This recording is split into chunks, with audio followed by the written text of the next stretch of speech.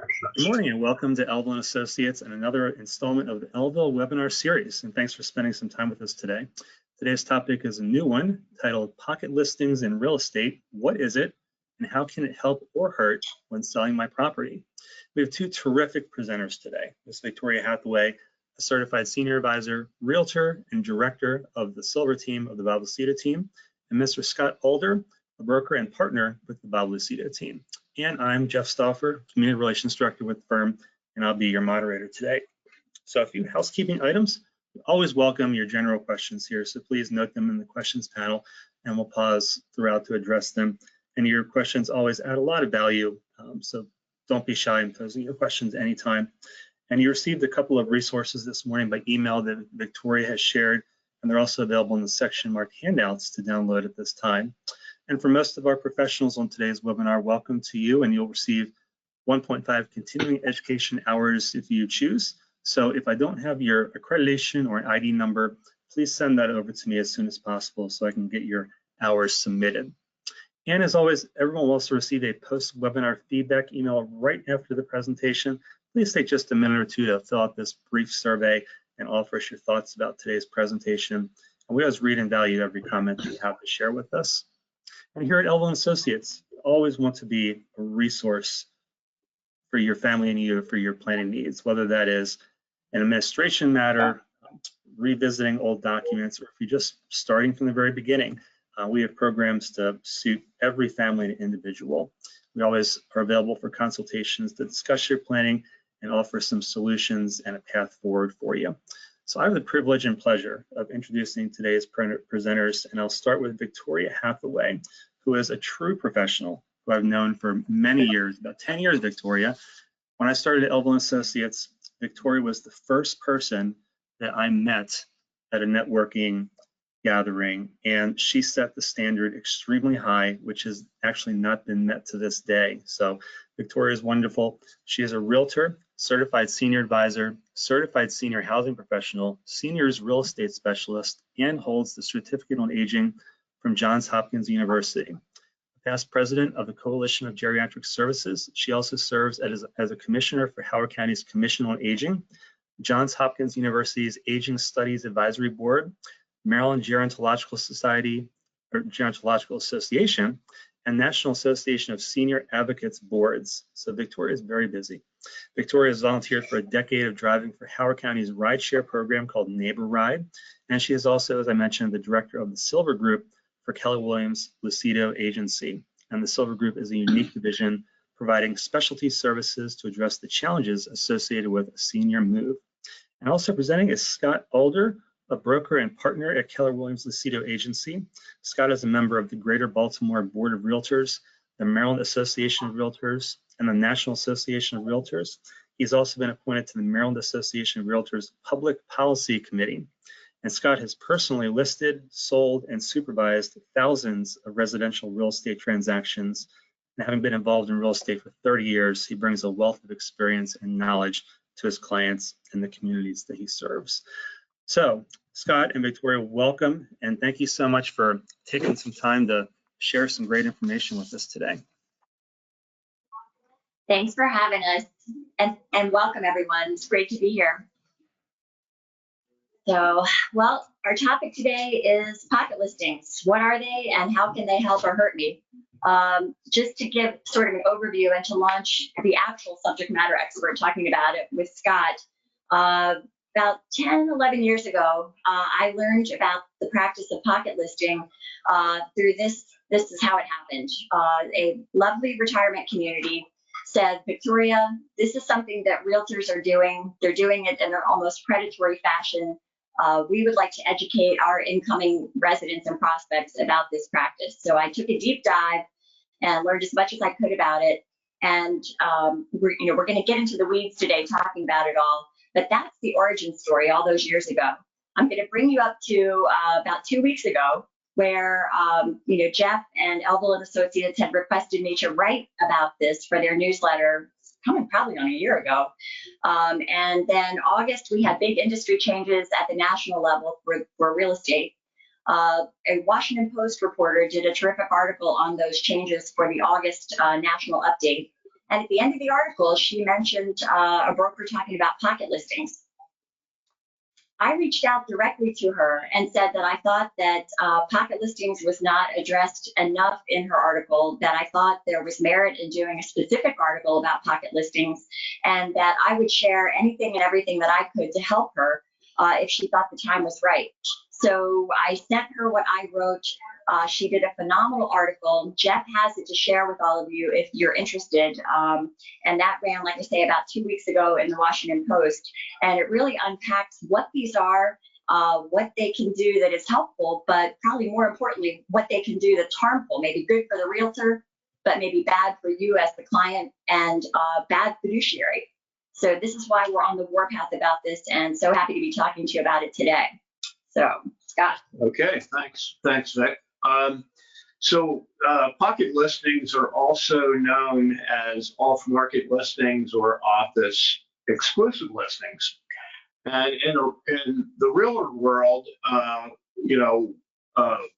we are required to abide by MLS or multiple list service policies because we put 99.9% of our listings on the MLS. There are exceptions to the rule, but when we do that, and because we belong to the MLS, they have rules which says if you are going to have an office exclusive or a pocket listing, we can only market those through our own network. In other words, we can't solicit other brokers or realtors. So why would someone want to do that, or why would we do that? I think there's probably a couple of situations where I'd be in favor of doing that. One is when a client may be a very well-known famous person and they want their privacy, the listing kept quiet about it so that people aren't driving by the home. They don't have people going into the property that are, just curious because of the fame. Some people say, well, gosh, I really don't want a lot of people walking through my property. Mr. Realtor, if you can sell my home without putting it, on the MLS and having a lot of people make appointments, that would be great. And there's a perception that amongst the public that a property could be sold as is, and it would be an easier and faster sale if it doesn't go through other realtors in the MLS, meaning it would just be kind of a quick and easy type of a thing. So my personal opinion is that putting the property on the MLS is going to get much more exposure. Consequently, it's going to drive a price higher for the seller. And if I'm listing my house, I would want it on the MLS, and I'll be happy to, plan around any, extra traffic that it may present. So here's NAR data that talks about, or this is data regarding properties that are listed versus pocket listings. The average sales price of an agent assistant transaction, this is nationwide, is $250,000. The average sales price of a FSBO, which is a for sale by owner, is $190,000. So what does that tell you? That the extra exposure can truly help drive the price higher. And the average sales price of when a buyer knew a seller, the neighbor wants to buy your home, for example, is $160,000. So again, this is NAR data. It's very general, but I think the point being is the more exposure and the more transparency you have, the the better you're going to be price-wise.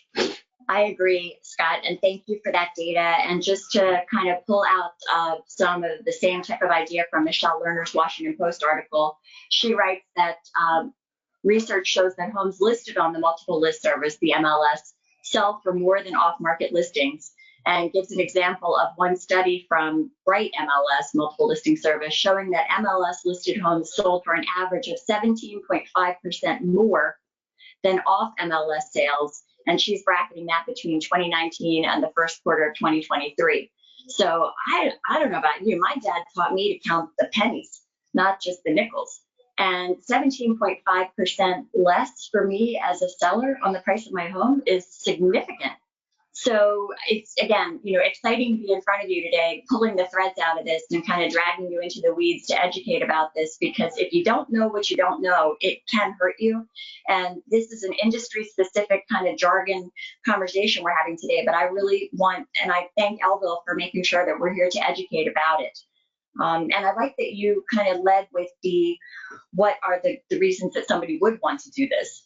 I think that's a terrific place to start. And when Scott's talking about privacy, if you're reading my article, like I'm talking narrative and telling story, we had a household where it was a retiring physician and his spouse, and they were moving to a lovely retirement community. The house was actually in kind of deferred maintenance, a little bit of disrepair, and I think that the doctor did not want people trafficking in and coming to see and participating in that whole opening it up to the community. He certainly had the opportunity to do renovations to it, but we're there talking about speed and high price that we can sell it for, and he's saying, you're not listening. I want to sell it quietly and quickly and for cash, and you've offered me that opportunity. I'm not chasing the dollars. He had sufficient funds that he wasn't worried about leaving money on the table. So that's one of the, I think, 3 examples that I actually include in my article. And it really was privacy driven. And for them, they were fortunate enough that the money wasn't where it was, the priority. So you want me to tell the other 2 examples that I have about? By all means. Okay. My other 2 examples, and you certainly can read it in the article, it's great if you have insomnia, is there was a legacy aspect. We showed up and it was a couple, again, moving to retirement living. They were original owners in Columbia, and they had lived at the end of the cul-de-sac and become best friends over the decades with their next door neighbors. And their goal was to sell to their neighbors' children. They were going to move on and move into retirement living, but the neighbors wanted to age in place and to have the kids next door. So we came and we presented a robust market analysis, evaluation of that property, the best guess of what it would actually sell for on the open market. And the number was $450,000. This is probably 8 years ago. And they said, that's great. You've given us the valuation. What we would like to do is sell it for $450,000 to our next door neighbor's children. And we said, great, that's lovely. We're here to help and listen to your agenda. You do realize that if we put it on the MLS and we marketed it fully, this could be a $500,000 sale. And they said, yes, we understand the concept. We are not all about the money. We can afford to leave that money on the table. We feel like $450,000 is a fair price. So they proceeded to sell it to the neighbor's children for $450,000, and we just passed the paper and made it happen. So another example in a lovely way of how this can make sense. My third example is we showed up and there was a woman who had been widowed, and her husband had been married before and had a child. And that first wife and child believed that they had claim to the property. We walk in and we don't know if the wool's being pulled over our eyes. So we have to do our diligence to make sure that the person who's sitting in front of us, our prospective seller client, is telling us the truth. And she was. And she said, I do not want this on the MLS. I do not want to sign out on the lawn. These 2 people are going to come and try to, mess up my sale. They think they have claim. It's a crazy situation. Can we do it on the quiet? So we said, yes, of course, but we're going to do our very best for you. And so instead of an investor purchase, there was an offer that was a predatory offer from the adjoining next door neighbor, really lowball. We were able to use our resources and use our brokerage and do all the things to shake the trees to get her a really nice number. And that is my third example of when a quiet or a pocket listing makes all the sense. The client's educated, they're choosing it intentionally, and we're still taking a fiduciary stance to get them the most that we possibly can. So, Great. Thank you, Nick. yes. The latest in the industry is there's some big brokerages that are very in favor of expanding rules on pocket listings and office exclusives. In other words, they are more interested in marketing their listings in-house, and they feel that it's advantageous to sellers. For example, if a property is on the MLS and it's not selling right away, you have the days on market data out there. So if a buyer sees the days on market being very high, they're going to come in and offer a lot less, and that is not an advantage to the seller. However, the flip side of that is getting more competition, looking at, or more brokerages looking, or agents looking at a listing can drive the price up. So it can work either way. So there's a real, I guess, debate in the industry right now to see if they're going to change the rules. The other side of that too is, well, let's be fair to buyers. We want as many buyers to see a property and give them the option of trying, or the availability to see a listing and possibly bid on it. If it's in-house, most buyers won't see it because it's not on the MLS, obviously. So stay tuned. There's potential changes in the industry coming down, but for now, most of the properties are still on the MLS. I'm going to put my nerd hat on in support of Scott here with that. And I'm again referencing Michelle Lerner's article where she did such a great job with her research. And what Scott's talking about is, and I'm reading from her article, at stake is an NAR rule enacted in 2019 known as the Clear Cooperation Policy, the CCP. And it boils down to that requires agents to list a property on the MLS within 1 business day after marketing it to the public. So if you read, further about this, or you see upcoming news articles or coverage, and they talk about the CCP, you'll be in the know. And that's, allowing the homes to be marketed privately within the brokerage or individually to specific potential buyers.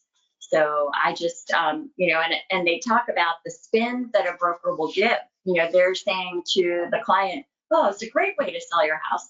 And I'm, saying, look for the smoke and mirrors, look for the self-interest of that realtor, of that brokerage doing this, because I really am going to stand on the soapbox that I just cannot sit down, that unless you know what you're doing and why you're doing it, and you understand that this will 9 times out of 10 leave money on the table for you as a seller, it's not in your best self-interest. Yeah, excellent point. I've been doing this a long time. Some people call it experience. I think it's part old age. I've been around for quite a while doing this, and I find that what I try to do when I meet people is what would I do if I were in their shoes, and that's kind of how my discussion occurs with a seller. Vic pointed out some unusual situations where money isn't the driving factor. I'd say most of the time it is. So, so we forgot where I was going with this. Sorry. Well, I had you're doing the thing, and saying why it is also important. Can we do a little bit of math? Sure. And I apologize. I should have. Sure. This would have been a good example of something to have made a slide for Jeff, or if we whiteboarded it. But it's pretty basic, and I don't do math. But the example that I like to tout, and when I was in that ballroom in front of 200 people trying to educate about this, if I come to you, Scott, and I say, Scott, what do you think your home is worth? And you think it's worth $400,000, and you paid 200,000 for it a number of years ago, and you're thinking 400 is pie in the sky. And I say, wow, like, yeah, it's definitely worth 400,000. Wouldn't you like to just skip all the nonsense, photography, marketing, all this stuff, people trooping through, all the looky-loos? I can get you $400,000 cash in 2 weeks. Would you like that, Scott? I would. Great, sign here. So I am as good as my word. I bring Scott, my investor buddy, partner, my inside guy, and he writes Scott a check for $400,000. 2 weeks later, Scott's done. He's happy. Off he goes. What's the problem with this? The problem with this is that it probably could have sold for $500,000. I never showed Scott the comps and the market analysis to help him understand we're bridging 475. If we really get a bidding war, we might go to 500. So I capture all the compensation. So I'm making it, I'm breaking rules if I say this is like a fantasy story. So Sure. So if I made, if I'm telling this story and it was a $400,000 sale that I brought and I charged Scott 5% and I made $20,000 on that $400,000 quiet sale, if I had fully marketed it and got Scott 500,000, but if there was another agent in the transaction, so let's say I make 2.5% of 500, that's half of 25. I'm making 12.5. I'm making 12.5 and he's making 500. That other deal, he's making 400 and I'm making 20.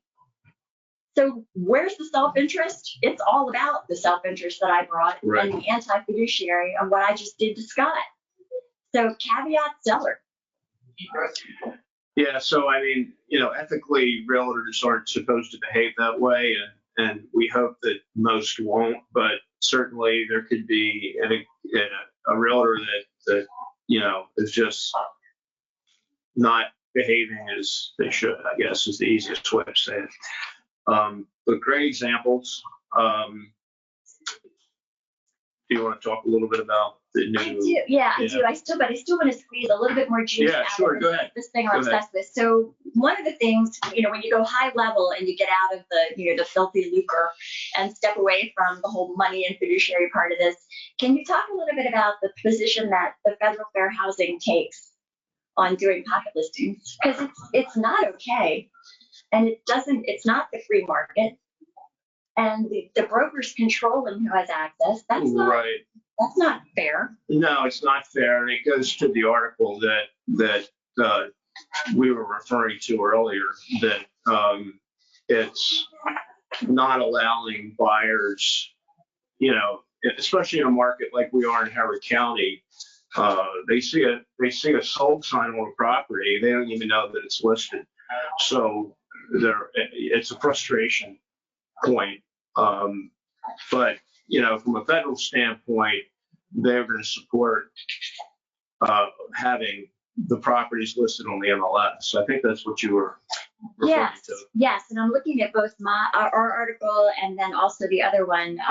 So just to kind of back it up a little bit, we go to licensing class, and every 2 years we renew our licenses, and we have to go through repeat education every 2 years about some things that are really important. We do what's new and now, what's new in the legislative over the time period, but things that we always have to keep revisiting and really internalizing is, for example, fair housing. So Fair Housing Act was established in 1968. It's a federal law that forbids discrimination in most housing-related activities. This is my words. Because pocket listings provide fertile ground for discriminatory practices, the Department of Housing and Urban Development takes a dim view of the practice. The agent is controlling who has access to the property, not the wider market, the ability to pay, and being open to all interested parties. So it's interesting, when you go back and you say, okay, let's have a discussion, for people that are for this or brokerages that are wanting to do this, how are they rebutting?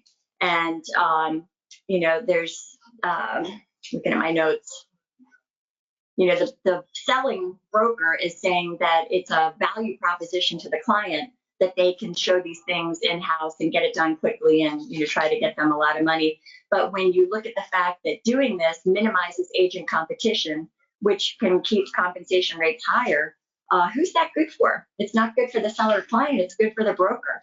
And then, the national, the higher level view, is, that it really isn't good in terms of federal fair housing laws.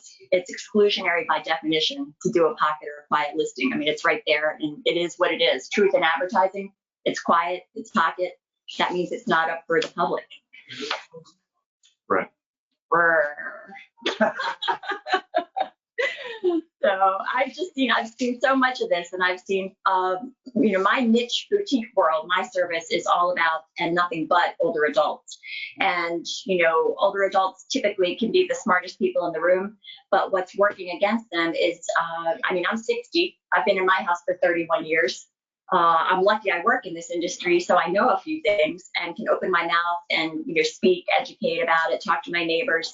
But if you are older, if you haven't sold, therefore, in a long time, Right. if you're not reading the papers, if you're not current, this is something that can be done to you by a real estate agent. Sure. I don't know. And even if it's not an agent involved, if the neighbor approaches you and says, I would really like to buy your house, it sounds very appealing, but the same effect occurs. It could be sold for a much lower than market price, and it's just not going to be in the best interest of the seller. Can I tell that story? Sure. So, older couple moving to retirement living, original owners. They've never ever sold a house. They lived in this house for 40 years, and they paid such a small price for it. This was down around Hyattsville. Modest, small, nice house, beautifully kept up, and they were getting ready to sell it and move to senior living. So the counselors at the community said, let's talk about your sale process and resources, making sure you're educated. They shared that the next door neighbor's son offered them $190,000 cash. Based on what they paid for it, $30,000, they thought this was amazing. And no compensation, no realtor had to be involved. They were just going to do the thing. Well, the retirement counselor said, please, talk to Victoria, talk to a couple of agents and do some learning, because you don't know the value of your house. You think this is a great number. It may be, may not be. So we were fortunate enough to go and consult, brought the market analysis, all the data, and we showed that we could value that home and probably sell it for $275,000. They said, wow. Yeah. We explained that even after an agent is compensated and the cost of selling, you're still so far ahead of the game between 190 and 275. It makes sense. So we were hired, we did the thing. The sale price at closing, $325,000. Wow. So talk about happy people and a win-win for everyone. You don't know what you don't know. So that's my story about not knowing what you have and neighbors and pocket, quiet. Right. So, maybe I can add to that. What we do here at Keller and Lucido, we work closely with Victoria. When she has a client that's elderly, for example, getting ready to move into a retirement community, we come in and we basically give them three scenarios. And one is, well, if your house is dated, we can offer, one of our contractors can come in, update it, invest money to do that. We defer the billing, or the contractor defers the billing. And assuming all the improvements are made, this is what you can expect to get at for a sales price. You can leave the property as is and sell it for a lower price, or we have investors that flat out will pay cash on the spot, and that's going to be the lowest price. So, it depends on the neighborhood, depends on the market, but I'd say most of the time investing the money into the property to some degree will help the elderly seller, and we can achieve a higher sales price. So I really, we're kind of unique in that area, because we're the only company I know that we have of Victoria. And I think I've worked on, you've been doing this for what, 15 years? Getting up there. Yeah. Sorry, no, it's good. It's good. Well, we've met with so many people where we've done this, and it's fun to see the outcome, especially when people, are very happy with like whatever their decision is, they move on. Absolutely. And what Scott said, that's Scott's just saying like, this is the norm. This is how we do it. But I want to point out that what Scott said is not the way all professional realtors do it. When we come and we're making sure that we're showing you, okay, here's our estimate of the sale price if you go as is, if you do some renovations, if you do a whole bunch of renovations, all the way back to the low end. If you sell it directly to an investor, that's going to be your low est. But it's very transparent. It's data driven. There's a stack of papers that we're pawing through to make sure that the person on the other side of the table is being educated by us with proper comparables, just coming like an appraiser does, for free. And again, I'm crying shame on anybody that shows up and just shows a number or makes a recommendation and isn't doing the education piece, because once again, you don't know what you don't know. Jeff, I'm going to just say, if there are questions at this point, that would be great, or at the end, whenever. And I do, if we move off of this and say that we want to help, to help explain what is going on in the current market. If anybody has questions, it's always nice to kind of put Scott on point for the latest each week by week. And then also backing it up to the industry changes as of August of 2024, which are huge changes, and everybody should be knowledgeable about that as well, kind of higher level. So, Victoria, thanks. We do have a question that just came in a moment ago, and it's just asking about where Scott and you can serve clients. Do you both work in Montgomery County? Absolutely. We do. Yeah. Mm-hmm. Okay. Yes, so we have. Go ahead. We have, I want to say, 80 agents in Maryland, and we have 4 offices. We have some agents that do go to Montgomery County, that go to, pretty much anywhere. Mm-hmm. We're also licensed as a broker. I'm licensed for the company in DC and PA. So we have limited coverage in those areas, but Maryland, we can pretty much go anywhere. Okay. Well, always open to other questions about the pocket listing discussion. Victoria, if you'd like to dive a little bit into what the market's showing right now and some other general information, I mean, that would be wonderful. Sure. Okay. No, that's great. Well, actually, let me put Scott on point for the new changes that are national changes that are as of August of 2024. Papers, newspapers, television media did a pretty decent job of at least, kind of alerting the general public that there were changes. Certainly, if you're reading, the business page of the Washington Post, they took some deep dives into it. But I would love to put Scott on point to just educate about industry. Yeah, I'll try to make this very, very simple explanation, because it is complicated in certain areas. But in a nutshell, when a realtor would list a home in Maryland, we would offer what we call a co-op. All the realtors, it was kind of an unwritten rule, the co-op would be roughly half of what the commission would be. Not all the time, but for example, I'm listing Victoria's home. I said the fee is 5%, and we're going to co-op 2.5% to the buyer's realtor. And if the buyer's realtor, if there wasn't a buyer's realtor, then we would keep the 5. That's the way it was working in the business or in the industry forever in Maryland. Now the new law says that we cannot publish a co-op fee, even if there is one. When we list a house, I will ask Victoria, I said, our fee, for example, is 2.5%. Well, it's up to you. You don't have to. Would you like to offer a fee to a buyer? If she says yes, let's say it is 2.5%, that's great, but we can't publish it on the MLS. For example, in the old days, if my buyer said, Scott, I want to see these houses, these 10 houses, I could look on the spec sheet and I could tell you what the co-op was for all of those. I know what I'm going to be making. Now we don't know.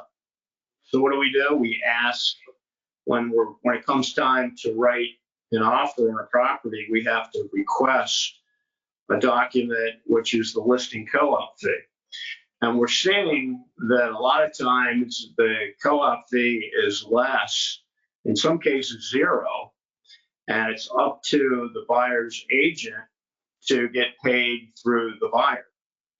So, so, you know, all the realtors in this business want to get paid. So how do we handle that?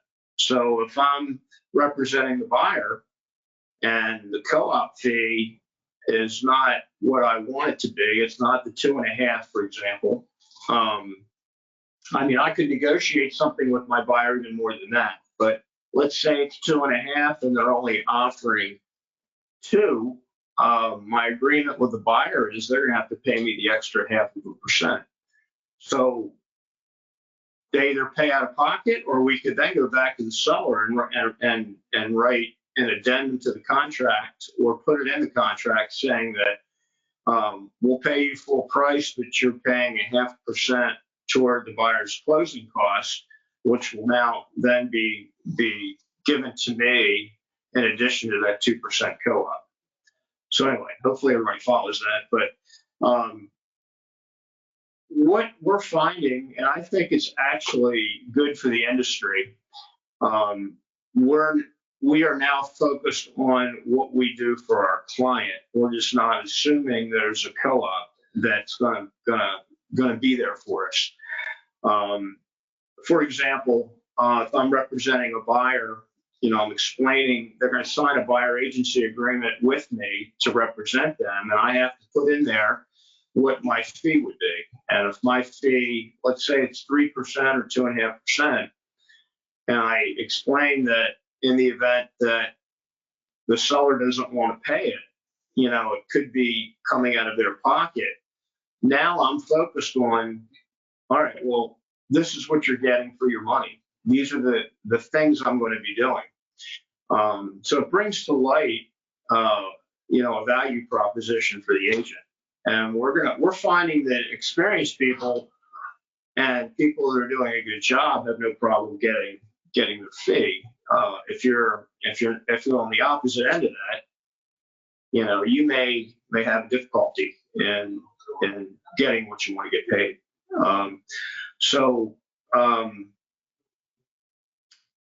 So far, our experience has been very good. Sellers appear to be as happy or happier than they were in the past. And our arrangement with buyers, as the broker, I haven't had any stories where people are saying it's been a nightmare and they're not getting paid. So that's the big change. Scott, I want as to. I see it. Yeah. Can I play Stump the Chump with you? Sure. Put you on the spot? Sure. I come from fear and anxiety. I'm all about risk management. I've made it this far. One of my fears is about buyers ending up thinking they can't afford to be represented. And that means they go unrepresented to buy something and there's nobody looking out for them. Right. If you're selling my house and the person who comes to buy my house has nobody caring for them and looking out for them, that's not your job. I mean, No. you're gonna be the up and up licensee and do all the right things, but you know, if they should have an inspection and they're so anxious to get it, they waive an inspection or they waive appraisal or all these things that would protect them. So I worry that this is going to cause buyers to not be protected. I think that's a good point. Excellent point. As realtors, we need to educate buyers that we meet with that, well, for example, a new home buyer that doesn't have a lot of cash to work with, they're like, well, I can't afford to pay you the extra money out of pocket for your commission if the seller's not willing to pay it. I'd say 9 times out of 10, we structure the contract where it's going to work just fine. So we have to put their mind at ease. And that's part of it. But the law states, as realtors, we have to have a buyer sign buyer agency agreement, which means that we're representing them in order for us to show them a house. If they say, sorry, I don't want to sign a buyer agency agreement, it gets very complicated because we would have to show that person the house as an unrepresented buyer. And it's opening a can of worms because the perception is that we are representing them. Hey, we're showing them the house, but in reality, they didn't sign an agreement with us. So, we would need another hour to go through some of these examples of what we would do. But I would pretty much say that most buyers are going to want to be represented. It's our job to educate them. There are exceptions to the rule. And if the property is listed, chances are an unrepresented buyer may want to see it, but by the time they talk with, professional realtor, someone that's experienced, I would say that that's key. We can work it out. So, So we're going to see, I guess, data is going to be captured over time, and people are going to either flap or sue or, say wrong things were done to them. But that's all going to take time to make its way through the grinder and to make its way to our attention in the industry and to the wider media. Another thing that's keeping me up at night with these changes is if I am selling my house and I don't know, all I know is I need to get the most money that I can for it. And I say, you're amazing, you're hired, you're going to be my selling agent. And you say to me, this is what I charge. And I'm like, that's great. I'm sitting there in a space where I'm not educated unless you tell me about the fact that I could have zero that I'm offering to the buyers. And I want you to tell me that that's my prerogative, but I also want you to tell me how it could hurt me. Yeah, so another excellent point. And it goes back to what maybe I said earlier, that I try to put myself in the shoes of the seller. In a market like we've had over the last couple of years, especially in Howard County, there's multiple offers on a lot of these properties. So that would tell me as a seller, if I don't want to offer a fee to the buyer or a co-op, more than likely, I'm still going to get traffic. I'm still going to sell my house. Okay. So I would be inclined as a seller in that particular case not to offer a fee. Does that mean that the buyer and their agent won't buy the house? Probably not. They may come back and say, all right, I'm going to give you more than you asked for, but I still want you to pay my commission. So at the bottom line, if the seller is getting what they want, the deal works. And then on the contrary, if we're in a market, which we haven't experienced in some time, and I'm crossing my fingers we don't, that things are sitting forever, in that particular case, offering a co-op or a fee to the buyer would be more of an incentive for the buyer to bring a client. But once again, the new law changed. We can't publish what that fee is.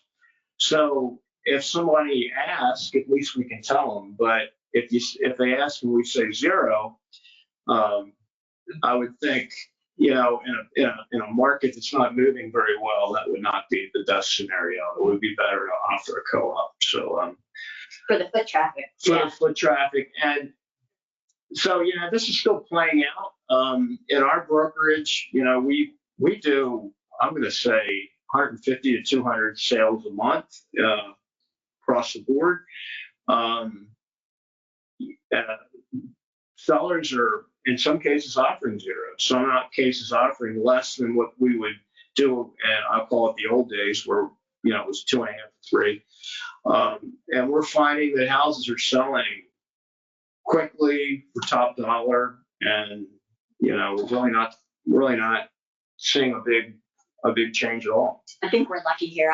I'm Yeah. a lifer in Howard County, and I can Yeah. remember even as a child, my parents would sit at the dinner table and talk about how, we are a bedroom to Baltimore, we're now a bedroom to DC. And there's a lot of built-in sustainability here, and that we're so fortunate because our houses appreciate, they hold value, they're always in demand. I know realtors are prohibited from speaking with specificity about schools, but we're so fortunate here and Central Maryland to have good schools. There's a lot of good things when you've invested in real estate. Yeah, and as we discussed before, we do all the counties. I'd say we do, our main office is Howard County, so I'd say we do a higher percentage of our business in Howard County, but I live in Baltimore County. I do most of my business in Baltimore County, but nevertheless, collectively, we're saying that it really hasn't impacted us much of any. That's probably a good segue to what we use here internally and are able to always share with our clients and people who need to know. But it's the weekly market report, and we'll have new stats probably today. But this is for the week ending January 5th. Do you want to take that on and just do a little bit about? Sure. Yeah. So kind of trends and what's going on, and you might even want to talk about everybody's flapping about the new tax assessments that are coming out. Speaking of new and now. Yeah, that's funny. I was listening to the radio on the way over here today, and they were saying, well, the state shouldn't or county shouldn't have the right to raise the rate that they charge for property taxes because property values keep getting assessed and going higher and higher and making more money by virtue of the higher price. But apparently, I thought I understood it to be in Baltimore City, the mayor, or excuse me, not Baltimore City, in Maryland, the governor is considering changing some of those rates. So not a popular move, I would say, but to be determined. But we come out with this, I think Vic showed you, we have a stat sheet of what's going on in the market.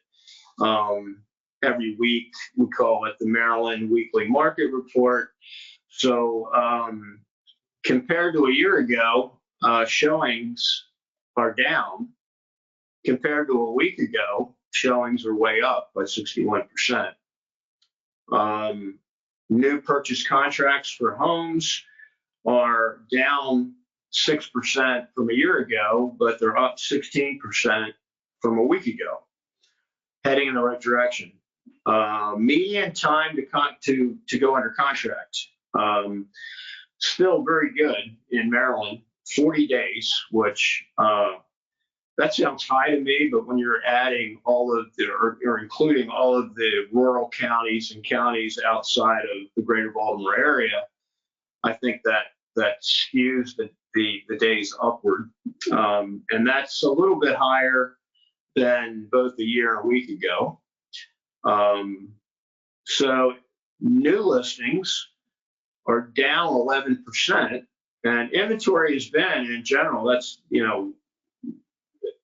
that's the reason why it's a crazy seller's market, because in general we haven't had a lot of inventory compared to what we usually have. It's down 11% from a year ago, but it's up 81% from a week ago. So heading in the right direction.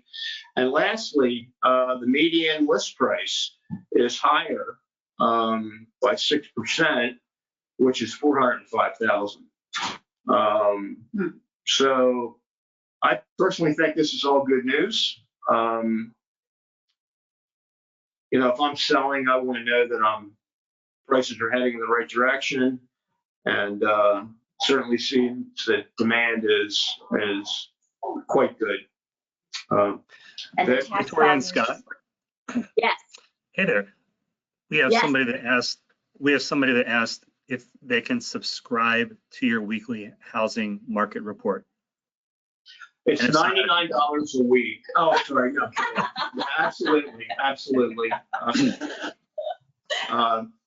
Sure. If we can get, a name and an email address, be happy to do that for them. Okay, thanks. Yeah, I'm going to certainly share both of your contact information to everyone in my follow-up message I always send out. So I'll be sure that anybody can reach out to you with questions, including subscribing to that report. We have another question here, and if now's a good time, the question is, in view of the new federal administration plan to shrink the federal government workforce, do you see a buyer market in 2025 forward? Wow. That's a good question. I'm not sure. I thought my thought process is that the mortgage rates are so key to inventory because I use myself as an example. I'm fortunate enough to have a really low interest rate on my mortgage. So, my wife would like to say, Scott, I want you to retire. We want to move to Florida. And I'm like, well, dear, if you want the lifestyle that we've been having, I have to keep working for a while. And so that's part of the conversation. But the other part is, I don't want to sell my house with I'm in the 2.5% mortgage rate, which, one time was the norm. I have to get 5 or 6 to buy a new house. So I'm not going to sell. I don't want to sell. I think there's a lot of that still out there where there's people holding on to a really good rate. Unless they have to move, they don't. I know if rates were the same or better than where I was, I'd be way more inclined to say, yeah, hon, let's go to Florida. And no, I can't retire, so that's not going to happen. Sorry, but you know what I mean. I would. Yeah, that the people I think sitting with that's the low rates. so. Yeah. Yeah, it's interesting with the Doge thing. Department of Government Efficiency. If government shrinks, how does that impact jobs? How does that impact the market? Sorry to say, I'm not sure. Yeah, we didn't bring the crystal ball to Yeah. this, but I think about it. We think globally about those things, higher level. Right. I will say that now you're in my lane. I like stats. The numbers don't like me back, but 90% of the people that I help in my niche service to only older adults are sellers who are moving to retirement living scenarios, meaning they're not buying real estate. Only 10% of the people that I help pretty much year by year are buyers. So 90% of my people bring so much joy every day I go to work. They have been kicking their heels up, selling for huge top dollar, bidding wars. The inventory is low, the prices are high, and then they're taking that nut and off they go to retirement living where they're not a buyer dealing with the interest rates on the buy side. So there's a lot of joy in my world. And I'm happy for people, they're cashing out when they're doing it that way. So that's my. No, good point. Good point. Right. Any other questions, or we probably, Jeff, we probably exceeded the half hour by quite a bit, but we're fine with that. No, we've certainly got time here. So no questions coming in right now. I'll say, it'd be a great time to get any final questions in. Unless Victoria and Scott, you'd like to delve into something else. I could sit here and listen to you all day and ignore all the work I have to do, but I'm sure others would. Right. But so I'll wait for some last questions to come in. And I think everybody that's been on this presentation today has been to one of our presentations in the past. So obviously, thank you for coming back. I always send out a message with the resources that Victoria and Scott provided. I'll certainly provide their contact information. You can proactively reach out to them if you have a specific situation that you'd like to discuss with them about yourself or somebody and also I'll send a link to the article that Victoria wrote for our fall newsletter, which is really well done, and she and her coworker Shelley German contributed to that. So I'll send a link to that as well. It looks like we do have a question that's come up here. Okay, so my husband and I paid up our home in 10 years. My husband passed away this year at 92 years old. Sorry to hear that. I'm planning to sell my home and move to a condominium closer to my daughter in Northern Virginia. After my husband passing, I was inundated with phone calls of brokers trying to buy my home. So looks like more of a statement than anything, but any comments on that? Yeah, I think it kind of ties into the investors out there trying to buy wholesale properties, and they find out through public record or some internet source that a property may be available, or because of a death, a property might be selling. So that's part of the process. But certainly we would not recommend that person act on an offer without discussing it with a professional. Certainly, if we can help in any way, I'd be happy to. Yeah, make sure that anytime you're entertaining sale, make sure that you're having proper comps done. One of the frequently asked questions we get that kind of goes down this road is, should I, as a prospective seller, pay an appraiser to come and appraise my home so that I can really get that number? I think we're on the same page, and I'm in your lane, but just to say no.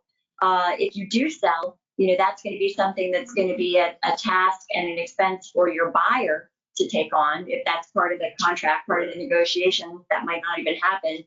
And that it's just a snapshot. And that, for Scott to come, for example, and really all his, 47 years experience, bringing all the comps.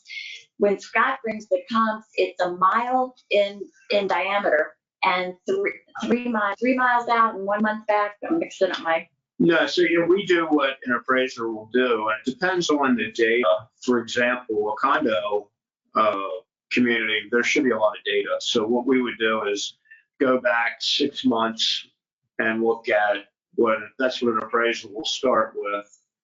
The same type of unit, same square footage, what they sold for in the last 6 months. If, for example, there is no data, we will potentially go out to a year, or an appraiser would do that. So even though I'm not a licensed appraiser, we kind of know what they will do when it comes time. Somebody's borrowing the money to buy, they're going to have to get an official appraisal. That we know based on what we've given that number should be pretty good. So it's easy for us to do. The other piece of that is it makes sense for us to meet and see the property, because the condition of the property is important. When comparing what things have sold for. Thank you for that. And you know what, Jeff, can I add on to that? Just so when you are, this is like a tip, a trick, a pearl that I like to put out there. If I am buying new construction, which was not this lady's case, she's probably looking at a pre-existing condominium, I don't know. I feel like the perception when I go as a customer to the new build community is that the builder and the person sitting behind the desk to help me as I come in the door, and I'm so excited to buy a new property, that they are my advocate. And guess what? They might be a good person. They might have integrity. They might be doing all the things. They're working for the builder. They are not there to be your buyer agent. Right. So if anybody goes unrepresented to a new build purchase thing, I don't like that at all. And my own mother, whether it is, or I have tales from the front, but my own personal story is my parents divorced. It was a hot mess. She finally got her half of the money, and she went very excited to start her new life and buy a brand new townhouse in Howard County. And she fell into the trap of thinking that builder salesperson was working for her, for my mom. And they promptly took her and showed her the property that was going to be the most impacted when the general plan went into effect. And Route 100 was bulldozed through, and the woods were knocked down, and the Jersey wall went up. They sold her, guided her to buy the property that was the worst one with the most impact with that happening. shameful. And she was devastated, and she couldn't afford to move. She lived there for 28 years. And the ignominy of having been handled that way by somebody that's working for the builder. If she had gone with you, you would have said, well, let's pull out the general plan and let's look and see if you can still buy here, but maybe not that one on that M lot over here. Maybe down in this woods is still going to see. So I'll never get over that. And the thing is that if my mom had done that and taken you as buyer agent, it wouldn't have cost her anything. Right. The builders typically are offering some kind of an incentive. So it's just, again, into the weeds, advocacy, but that's a word to the wise from us. Yes. Great points. Good information. Yeah. So another question here for Victoria. You said a large percentage of your sellers are going into retirement communities and are therefore not, quote, buyers, unquote. Are you speaking about people going into CCRCs where they purchase a bond rather than someone going to a 55 plus community where they would definitely be a buyer? Short answer is yes. You got the correct understanding. When somebody is an older adult seller and then they pivot and they're buying 55 plus, they're buying actual real estate. They're possibly getting a mortgage, possibly paying for the whole thing in cash. And they're going to own real property, and the CCRC format or even the rental format of senior living, you don't own the property. You're going in, you're living there, essentially, no matter how you slice it, it's kind of like a rental proposition to really level that playing field. I like to talk about CCRCs and the alternate rental communities. I like to do an apple orange presentation about that to help people really understand how they're different to each other. And then also in the apples, they're different to each other. So that's a whole nother thing that is important to know about. And I know you guys, you and Steve do a nice job educating about that as a whole topic. But that is not buying real estate. Very good. Maybe that could be our next discussion, Victoria. Listen, wind me up, pull the string out of my back. If there's a chance to help people know things they don't know and how it can hurt or help them, I'm in. I'm sitting here listening to you and going ding, ding, Absolutely. ding. Great idea. So, yeah, well, here, one more. Let's see here. Okay, well, we have somebody saying, can you do a webinar on that, educating us? So, yes, we will. Victoria, Scott, we will talk. So, and we'll try to get that done very soon. And we always appreciate all of our guest presenters here. Victoria, you've been with us over the years a few times, and it's just such valuable information. I've had family members that have worked with Victoria, and it's just been the most seamless experience for a nervous buyer and seller like my family member. Just felt completely at ease, and I'm always just grateful for the work that Victoria and people like Scott and the Bob Lucido team do. So as we move forward with our webinar series here, we're just getting started for 2025, and we've got a few coming up. I'll mention to you on the 22nd, and it's an evening presentation. We're partnering with the National Alliance on Mental Illness Howard County, also known as NAMI Howard County. Planning for a loved one with special needs, an overview of guardianship, supported decision-making, and special needs trusts. So we've got a very large registration for that already with NAMI, who we've known for a long time. On the 29th at 10 o'clock, we'll be talking about understanding estate and trust administration. And then on February 7th, also as part of our webinar series directly, what families need to know about planning for a loved one with special needs. So we talk a lot about that here. We are privileged to be part of the special needs community in a lot of different ways, and it's something that people need a lot of education about, and they're seeking answers and guidance. So, and then we'll be in February, which is hard to believe. And we have one more question before we end. Could Victoria provide contact information for those who want to follow up? Thanks in advance. So Victoria and Scott, would you like to share your contact info? I will send that out in my message in an hour or so as well. Sure. My telephone is 410-979-4284. And I am Victoria at boblucidoteam.com. And NAMI, the organization, and I don't know anybody hasn't been touched or helped or could be helped by them. Many years ago, I was actually a top 10 fundraiser for them in the Baltimore Metro. And just what a phenomenal organization. It's great to see you partnering with them, Jeff. Thank you for that. Oh, sure. Thank you. Scott Yeah. is. No, I'm sorry. Yeah. My cell is 443-690-2064. And my email is my name, Scott Alder, SEOTTALDER @boblucidoteam.com. Can you repeat that phone number one more time? Just cut out briefly there. 443. Sure. That's 443-690-2064. Okay, very good. Okay, well, I think that's going to bring us to a close for our presentation today. Victoria and Scott, thank you so much. Really appreciate the great information, and to all of our attendees as well. Thanks for being part of our webinar series, and we'll see you again soon. Have a great day. Okay. Thank you. Thanks, everyone. Thanks, Jeff. Take care. Thanks. Bye.